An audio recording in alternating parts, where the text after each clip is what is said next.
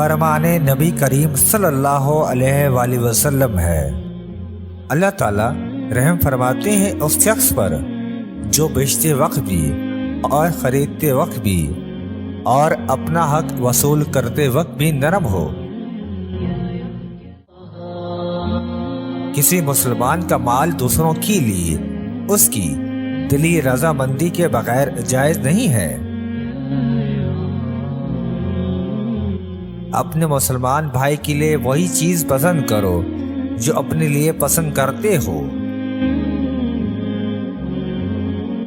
بعض اوقات بندے کو اللہ تعالیٰ کی طرف سے رزق سے محروم کر دیا جاتا ہے کسی گناہ کی وجہ سے جس کا وہ ارتکاب کرے۔